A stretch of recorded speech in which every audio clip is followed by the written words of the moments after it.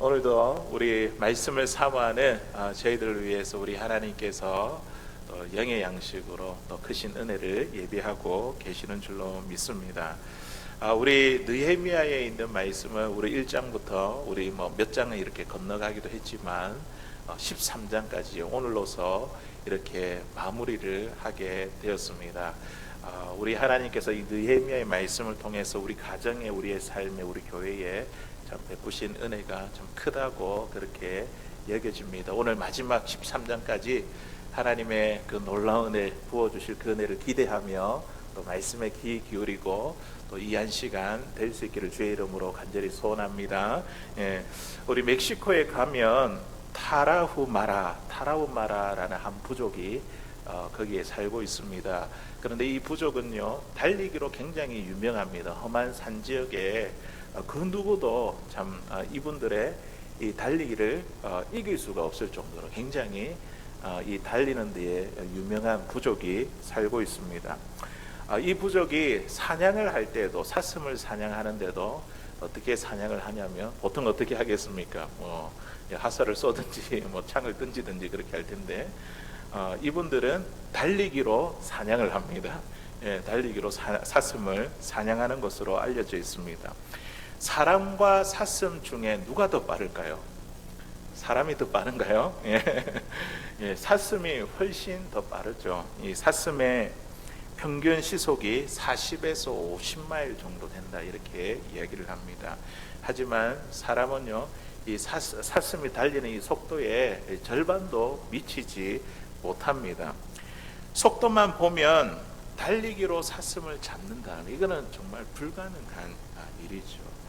그런데 이 타라후마라 부족은 도대체 어떻게 이 사슴을 달리기로 이 사슴을 잡을 수 있을까요? 그것은 사슴의 이 발굽이 다 헤어질 때까지, 그리고 더 이상 도망가지 못하고 주저앉을 때까지 쫓아갑니다. 그런 방법으로 사냥을 합니다. 타라후마라 부족의 사냥 방법은 빨리 달리는 데 있지 않고 끝까지 달리는데, 빨리 달리는 것이 아니라 끝까지 달리는 데 있습니다. 우리가 느헤미야의 말씀을 우리가 9번에 걸쳐서 지금 함께 나누고 있는데요, 1장에서부터 13장까지 오면서 타라후마라 이 부족과 같이 하나님의 꿈을 이루기 위해 끝까지 달려온, 오늘 13장에도 끝까지 지금 달려온 한 사람이 있습니다. 그 사람이 누구입니까? 느헤미야죠. 느헤미야는 산발락과 그의 일당이 그렇게 끈질긴 방해에도 불구하고 예루살렘 성벽을 단 며칠 만에 재건했다고요? 50일 만에 이렇게 재건을 했습니다. 그뿐만 아니라 이스라엘 자손들이 수문학 광장에 다 모여서 회개하고 신앙 회복 운동 일으키는 데에 큰 영향을 주었습니다. 여기서 끝난 것이 아니죠.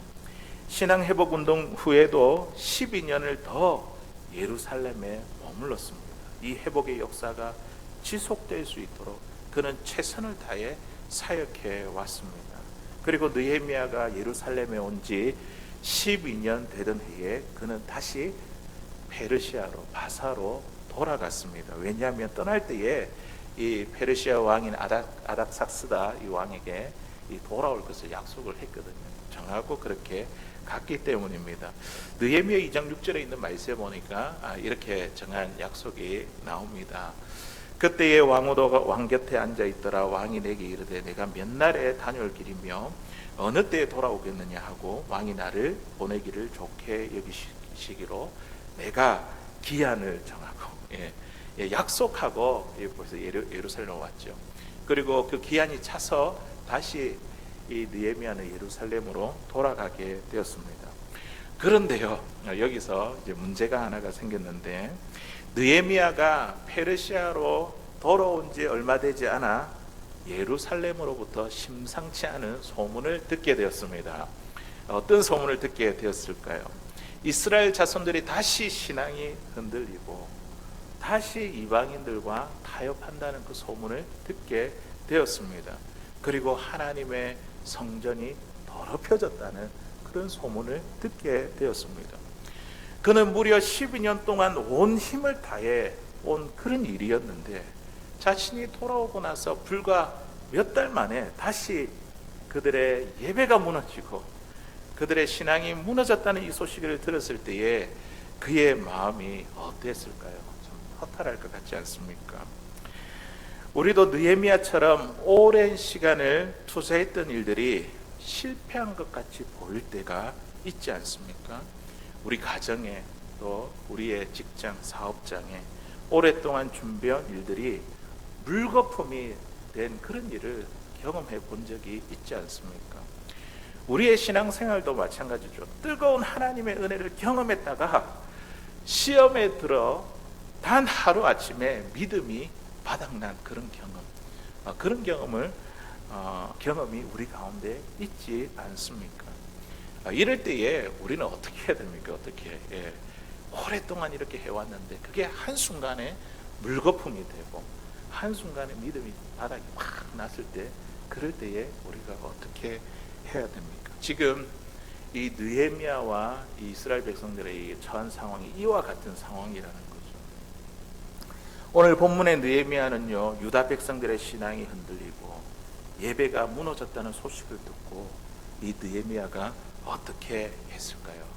그는요, 오늘 13장에 있는 말씀을 보니까 다시 예루살렘으로 돌아왔습니다. 다시 돌아왔어요. 페르시아에서 다시 돌아왔습니다. 그리고는 제일 먼저 백성에게 다시 하나님의 말씀을 듣게 했습니다. 말씀이 낭독되어지고 그 말씀을 듣게 했습니다.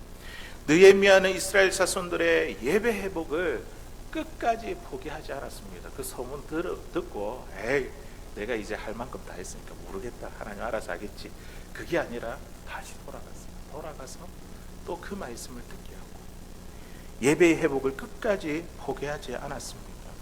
우리의 삶 가운데도 이렇게 단순간에 오랫동안 준비했던 것들이 한순간에 무너지게 될 때, 예배 생활이 무너지고 신앙이 흔들려 세상과 타협하게 될 때 우리는 언제든지 또다시 주를 위해서 벌떡 일어나 하나님 말씀의 중심에 설 수 있기를 바랍니다.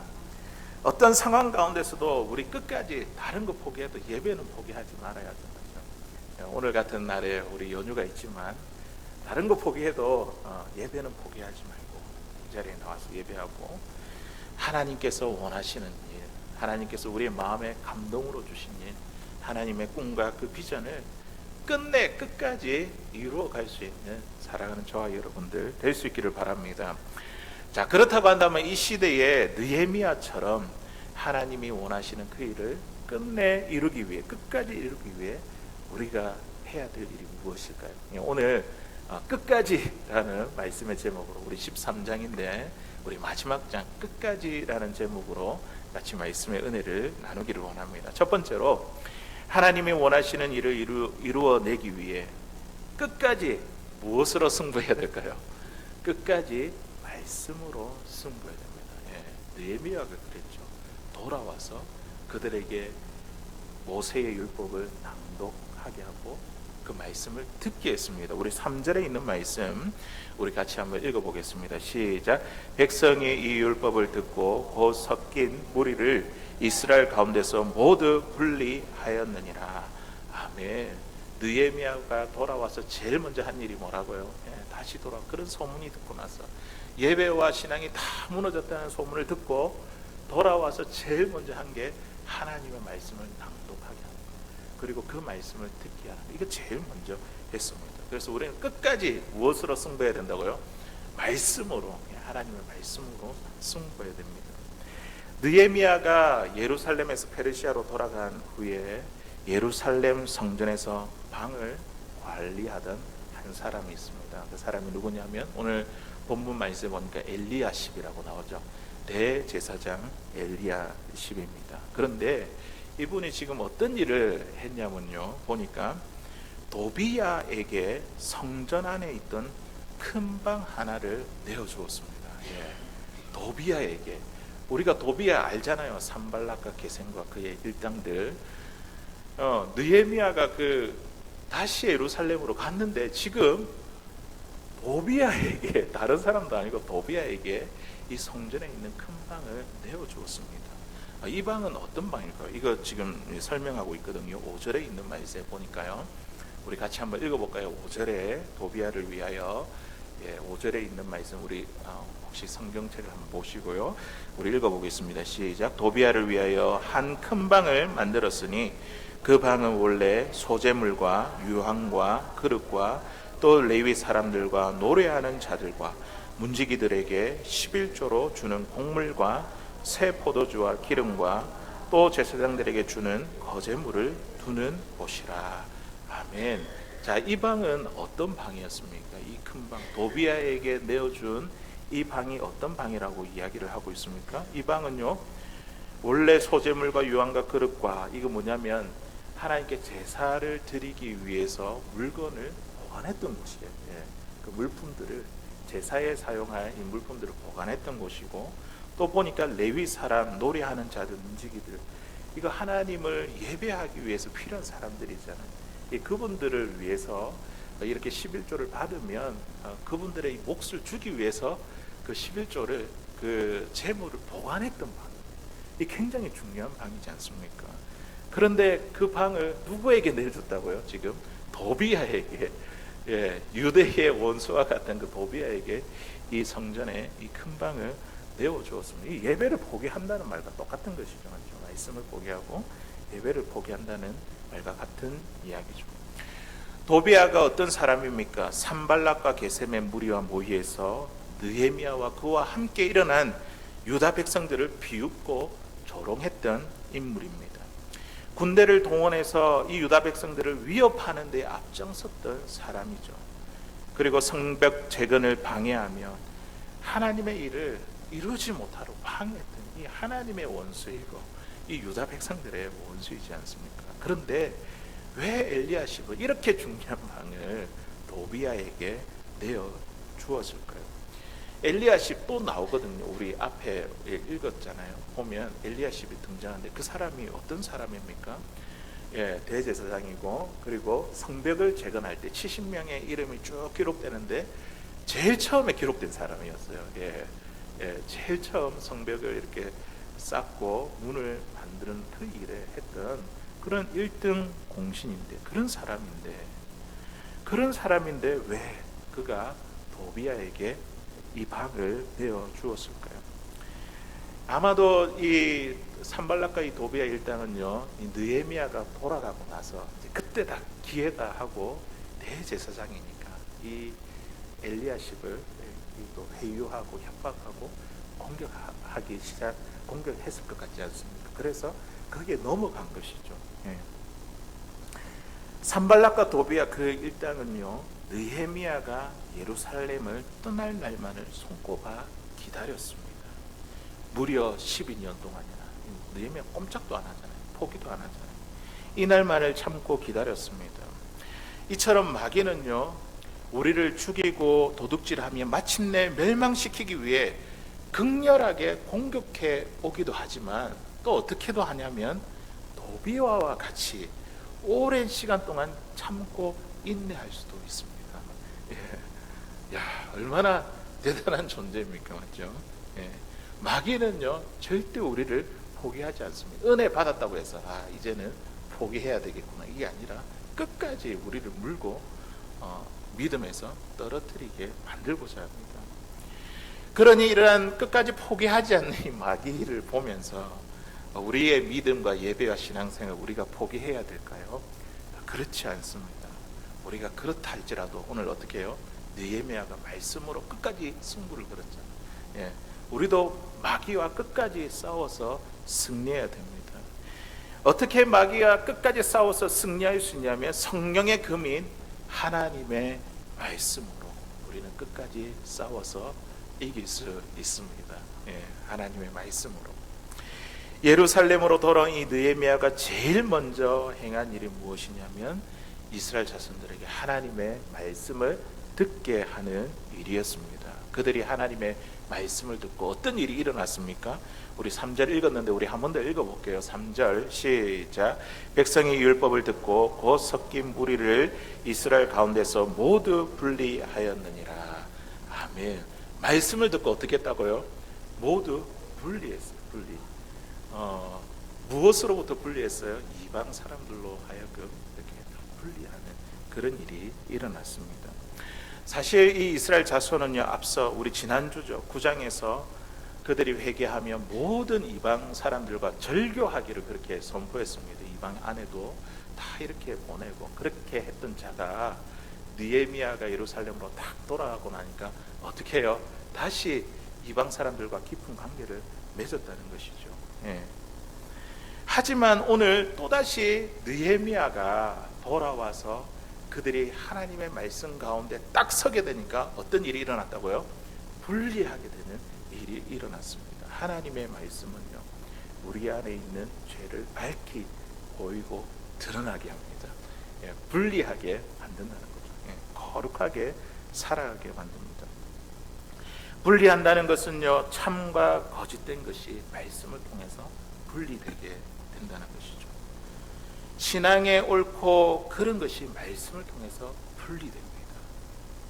하나님의 일과 마귀의 일이 하나님의 말씀을 통해서 분리되게 된다는 거예요. 말씀을 알아야지 이게 잘못된 길로 가는 것인지 올바른 길로 가는 것인지 그것을 우리가 알 수 있습니다. 분리한다는 거죠. 분리.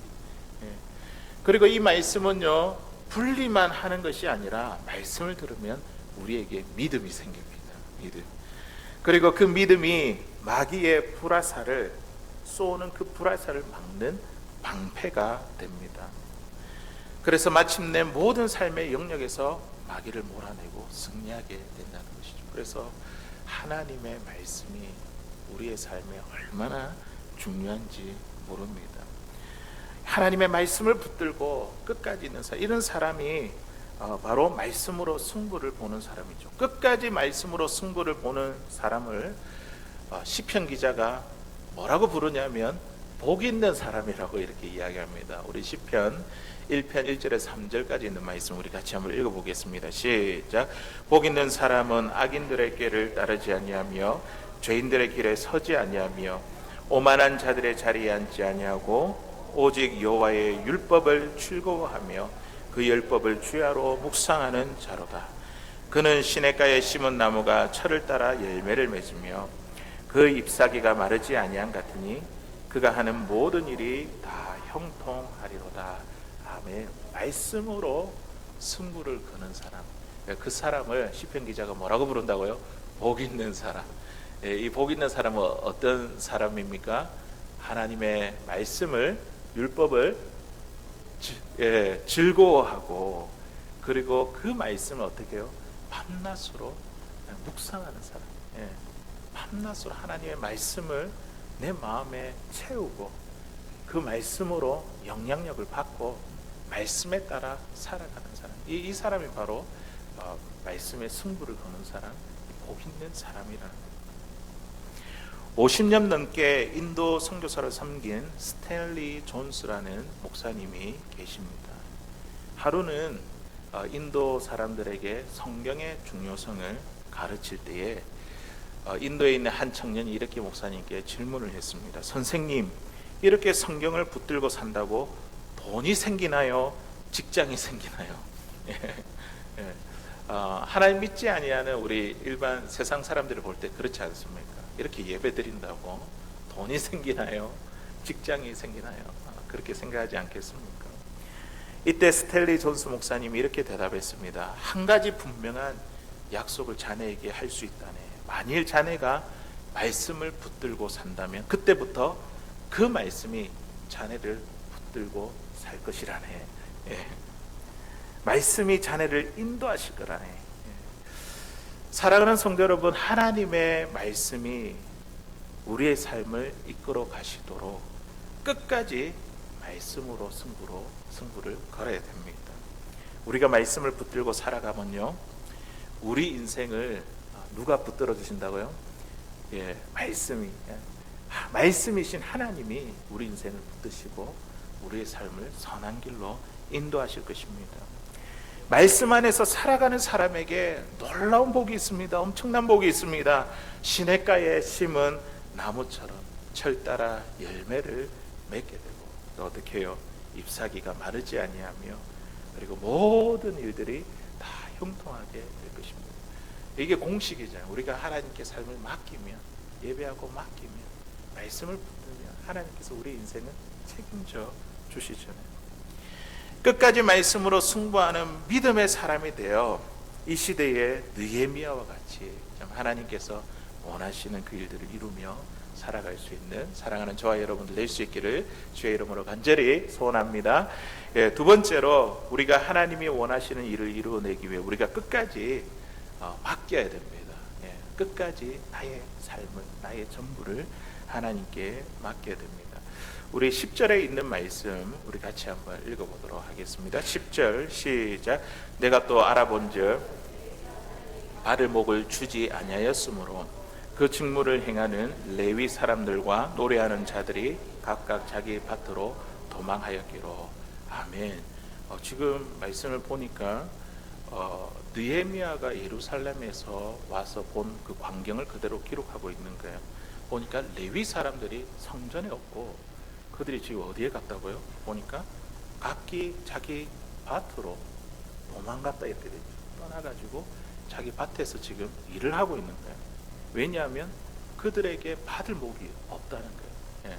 그들에게 받을 목이 없으므로 이 레위 사람들과 노래하는 자들이 각각 자기 밭으로 도망했다는 말씀을 우리에게 이야기해 주고 있습니다. 예루살렘으로 돌아온 이 느헤미야는 이 이스라엘 백성들의 모습을 보니까 이전에 예배가 회복되고 신앙이 회복된 그런 모습을 찾아볼 수가 없었습니다. 이스라엘 자손들은 예배를 하지 않으니까 당연히 11조도 하지 않았고, 그리고 그들은요 안식일을 지키지도 않는 모습을 보았습니다. 레위 사람들과 이 노래하는 자들은요 성전에서 자기에게 맡은 직무가 있는데, 이건 무슨 생계를 유지할 수가 없으니까 어떻게 해요? 그 직무를 버리고 떠나서 지금 자기 밭에 가서 일을 하고 있다는 거예요. 불과 몇 달만 해도 12년 전 그 이전의 모습으로, 몇 달 만에 12년 전 그 이전의 모습으로 그들은 돌아가 버리고 말았습니다. 느헤미야는 그들의 신앙생활이 무너진 이유를 이 두 가지로 지금 설명하고 이야기를 하고 있습니다. 첫째는 이제 물질입니다. 물질. 원래 레위인들은 뭐 하는 사람들입니까? 레위인은 이스라엘의 12지파 가운데에 그들은요 가나안 땅에 들어가도 가나안 땅에서 땅을 기업으로 받지 못했습니다. 그들에게는 땅이 없었습니다. 그 대신 하나님이 그들의 기업이 돼 주셨습니다.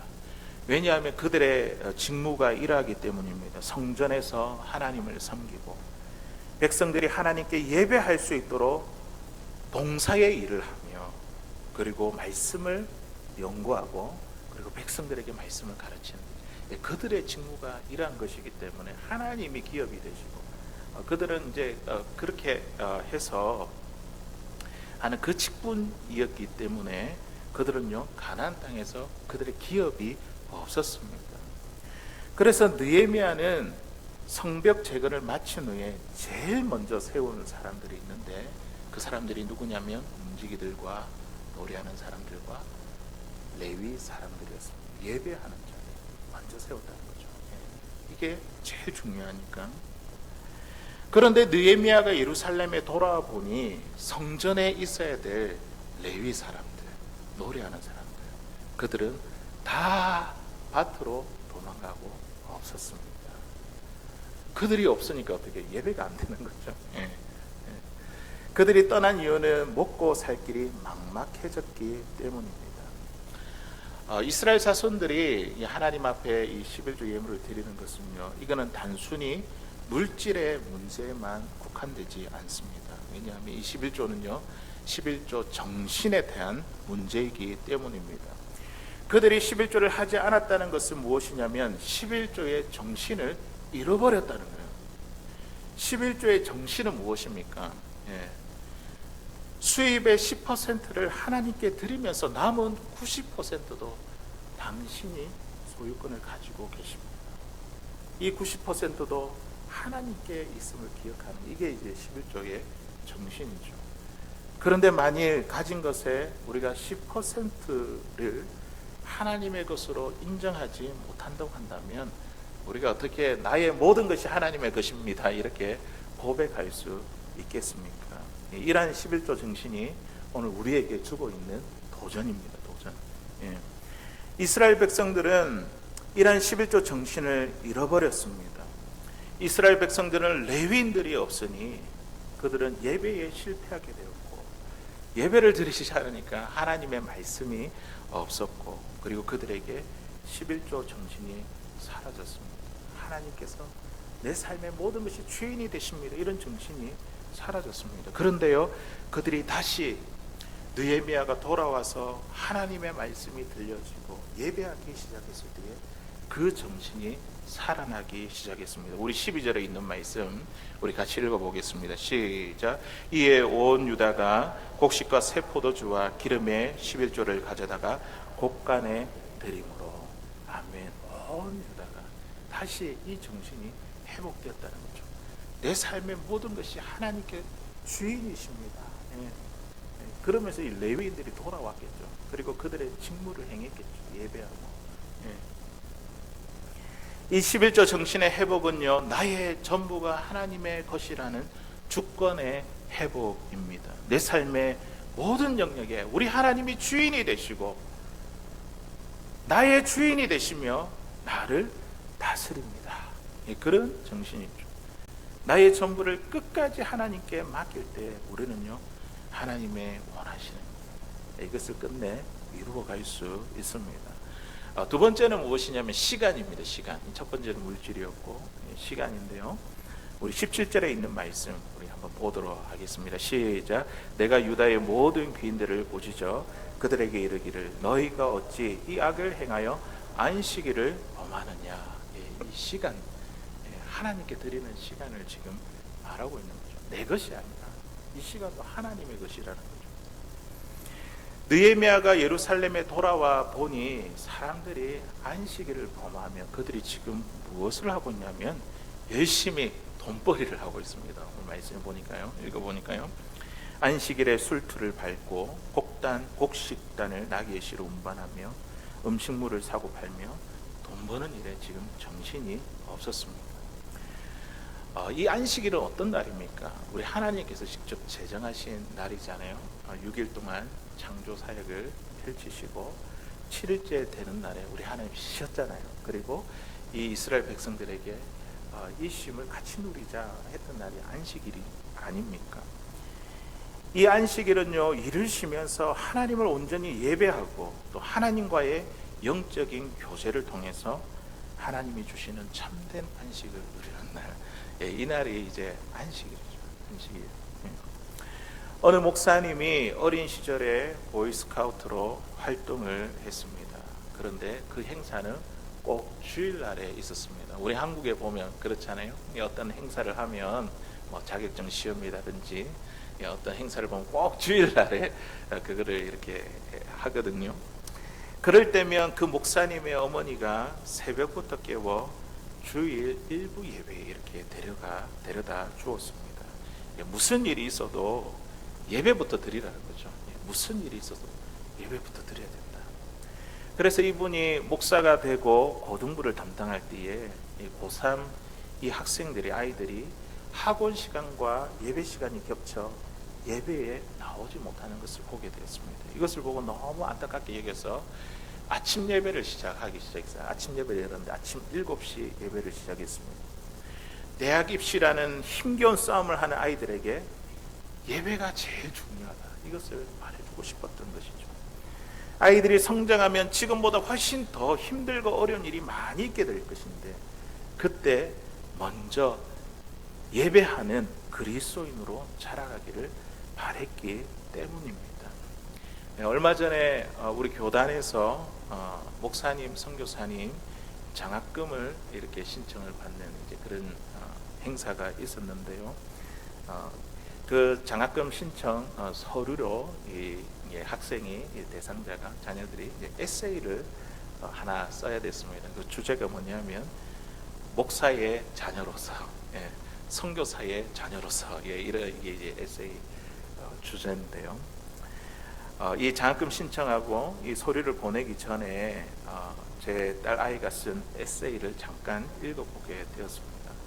보니까 주일 예배 때문에 친구 생일 파티에 못 간 거, 이게 마음에 큰 아픔으로 남아 있더라고요. 보니까요. 예, 예, 그것을 제가 알게 되었고, 하지만 그런데 뒤에 있는 부분에 읽어보니까 이 딸 아이가 이제는 목사의 자녀이기 때문이 아니라 하나님의 자녀로서 예배가 최우선순위라는 것을 알게 되었던 그런 내용이 있었습니다. 우리 교회가 저 2부 예배만 있으면 되는데 1부 예배가 왜 있냐면, 우리 2부 예배 때 다 오시면 되잖아요. 그런데 1부 예배가 있는 이유는 아무리 바쁜 일이 있어도 예배가 중요하다, 예배가 중요하다, 이것을 말하기 위함입니다. 사랑하는 성도 여러분, 우리 인생 가운데 가장 중요한 일이 무엇입니까? 가정도 중요하고, 일도 중요하고, 사람들과 관계도 중요합니다. 다 중요하지만 그것보다 더 중요한 거 있다고 한다면 그것은 바로 하나님께 예배하는 일입니다. 예배를 통해 하나님께 우리의 삶을 맡길 수 있고요. 하나님은 우리가 하나님께 이렇게 삶을 맡기니까 하나님 어떻게 하겠습니까? 우리의 삶을 책임져 주시는 거예요. 우리의 삶의 은혜를 베풀어 주십니다. 이게 우리의 신앙의 공식입니다. 공식. 맡기면 하나님 하신다는 거예요. 행해 주신다는 거예요. 우리가 믿음이 없어가지고 잘 못하잖아요. 그런데 맡기면, 그 의자에 앉으면, 뛰어내리면 하나님이 내 삶에 대해서 책임져 주신다. 내 삶의 주인이 되어 주셔가지고 내 삶의 은혜를 베풀어 주십니다. 하나님이 원하시는 일들을 이루어내기 위해 나의 전부, 나의 물질과 시간을 끝까지 하나님께 맡겨드려 그 일을 이루어드릴 수 있는 사랑하는 저와 여러분들 될 수 있기를 주의 이름으로 간절히 소원합니다. 이제 마지막으로 세 번째에, 하나님의 원하시는 일을 이루어내기 위해 우리는요 끝까지 무엇으로 가야 되냐면, 무슨 무릎이겠습니까? 기도의 무릎으로 나아가야 됩니다. 기도의 무릎을 꿇어야 됩니다. 우리 13장에 있는 말씀에도 보니까 느헤미야가 기도로 끝내고 있어요. 이분은요 기도로 시작해서 계속 기도하면서 기도로 또 마무리하고 있습니다. 우리 14절에 있는 말씀, 이런 이제 개혁들을 하면서 하나님께 이제 기도하는 장면인데요. 우리 14절 같이 읽어보겠습니다. 시작. 내 하나님이여, 이 일로 말미암아 나를 기억하옵소서. 내 하나님의 정과 그 모든 직무를 위하여 내게 행한 선한 일을 도말하지 마옵소서. 아멘.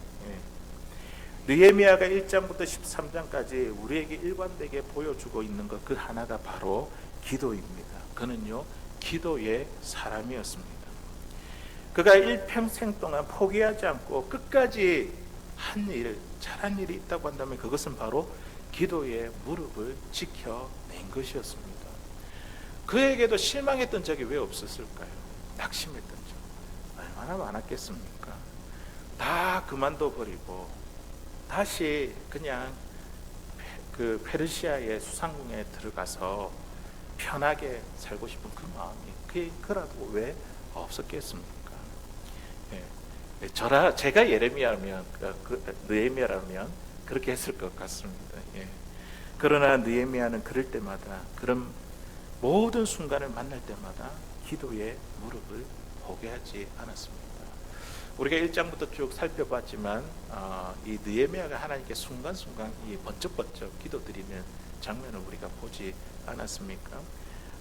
우리 1장부터 이렇게 나오는 기도의 장면들을 우리 집으로 돌아가셔서 한 번 더 한번 살펴보시기를 바랍니다. 제가 몇 가지만 이제 이야기하면요.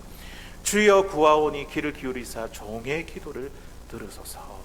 그가 예루살렘 성벽이 무너져 있다는 그 부담감, 예배가 이루어지지 않았다는 그 부담감 때문에 그가 기도했던 내용입니다. 주여 구하오니 귀를 기울이사 종의 기도를 들으소서. 그리고 아닥사스다 왕에게 이제 내가 그 갈 길을 이야기하려고 할 때에, 그래 그러면 어떻게 했으면 좋겠느냐 이렇게 이야기했을 때에 느헤미야가 어떻게 기도합니까? 내가 곧 하늘의 하나님께 묵도하고, 말하기 전에 먼저 하나님께, 하늘의 하나님께 순간 먼저 하나님께 묵도하고 기도하고, 그리고 산발락과 그의 일당이 계속해서 위협하고 방해할 때 어떻게 해요? 이제 내 손을 힘있게 하옵소서. 정말 이 기도가 순간순간마다 그 기도가 참 나오지 않습니까? 나를 두렵게 하고자 한 자들의 소행을 기억하소서. 오늘 방금 읽은 말씀에 하나님을 위해 행한 선한 일을 도말하지 마소서. 또 31절에 나를 기억하사 복을 주옵소서. 이 31절 느헤미야 제일 마지막 구절인데 기도로 마치는 것을 보게 됩니다. 우리도 느헤미야처럼 끝까지 기도하는 하나님의 사람, 그리스도인 될 수 있기를 주의 이름으로 간절히 소원합니다. 오래전에 이탈리아의 북아프리카 출신의 한 청년이 살았습니다. 그는 어린 시절 기독교 신앙을 버리고 마니교라는 이단에 빠졌습니다. 그래서 그 이단에 빠져 음란하고 방탕한 생활을 했습니다. 시간이 지날수록 행복하지 못한 자신을 발견하게 되었고, 그리고 그 삶 가운데 괴로움으로 살았습니다. 그러던 어느 날 갑자기 바깥 정원에서 놀고 있던 아이들의 목소리가 들렸습니다. 펴서 읽어봐라, 펴서 읽어봐라. 이런 목소리가 그 창문 밖에서 정원에 놀고 있던 아이들을 통해서 이 소리가 들렸습니다. 그 순간 그의 시선이 책장 한 구석에 버려져 있던 성경을 향했습니다. 그리고 그 성경을 펼쳤을 때에 로마서 13장 12절에서 14절의 말씀이 눈에 들어왔습니다. 우리 그 말씀 한번 읽어볼게요. 우리 같이 읽어보겠습니다. 시작. 밤이 깊고 낮이 가까웠으니 이러므로 우리가 어둠의 일을 벗고 빛의 갑옷을 입자. 낮에와 같이 단정히 행하고 방탕하거나 술 취하지 말며 음란하거나 호색하지 말며 다투거나 시기하지 말고 오직 주 예수 그리스도로 옷 입고 정욕을 위하여 육신의 일을 도모하지 말라. 아멘. 이 말씀이 이 청년의 눈에 굉장히 크게 다가왔고 가슴을 뻥하고 두들기는 그런 말씀으로 찾아왔습니다. 그 순간 이 청년은 하나님께 무릎을 꿇었고 눈물이 하염없이 흘러내리기 시작했습니다. 말씀을 통해 우리 하나님께서 이 청년을 만나 주신 거죠.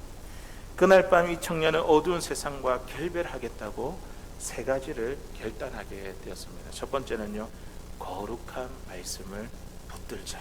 두 번째는 세상과 구별된 삶을 살자. 세 번째는 기도의 무릎을 꿇자. 세 가지 결단을 했습니다. 어떤 결단이요? 말씀을 붙들자. 그리고 구별된 삶 살아가자. 그리고 기도의 무릎을 꿇자. 이런 결단을 했습니다. 그렇게 간절히 기도하고 일어섰을 때 그는 더 이상 옛사람이 아니었습니다. 자신의 전부를 주님께 드리기 위해 매일의 삶을 기도로 시작하고 기도로 마쳤습니다. 그리고 마침내 기독교 역사상 가장 위대하고 거룩한 영향을 끼친 한 사람으로 서게 되었는데 그가 바로 어거스틴입니다. 가톨릭에서는 성 어거스틴이라고 그렇게 이야기를 하죠. 여기서 우리가 주목해야 될 것은요, 이 어거스틴보다 더 먼저 기도에 무릎을 꿇었다 한 사람이 있습니다. 누굴까요? 그의 어머니인 모니카입니다. 모니카. 그 어머니의 기도의 무릎이 있었습니다. 어거스틴이 마니교라는 이단에 빠졌을 때도, 음란과 방탕한 생활에 빠졌을 때도 모니카는요, 그의 어머니 모니카는 이 아들을 위해 기도의 무릎을 포기하지 않았습니다. 그러니까 우리 어머니들 이 기도 무릎 얼마나, 자녀들을 위한 기도 무릎이 얼마나 중요한지 모릅니다. 아버지도 마찬가지겠죠. 그 기도의 무릎 끝까지 포기하지 않는 그 기도의 무릎으로 나아가면요, 우리 자녀들도 기도의 무릎으로 살아가게 되는 줄로 믿습니다. 이 어거스틴이 기도의 사람이 될 수 있었던 것은 바로 그의 어머니의 기도가 있었기 때문입니다. 사랑하는 성도 여러분, 우리가 믿음의 사람으로서 끝까지 놓치지 말아야 할 것은 바로 기도입니다. 기도. 기도는 우리가 붙들 수 있는 무기요 방패입니다. 오늘 느헤미야처럼, 그리고 이 예화로 나왔던 이 모니카와 또 어거스틴처럼 기도의 사람이 될 수 있기를 바랍니다. 기도의 무릎으로 우리 가정과 일터와 교회와 국가에 하나님께서 우리에게 감동으로 주신 것들, 또 하나님의 원하시는 그 일들, 하나님의 꿈과 비전, 이것을 끝까지 이루어 드릴 수 있는 사랑하는 저와 여러분, 우리 모두가 될 수 있기를 주의 이름으로 간절히 소원합니다.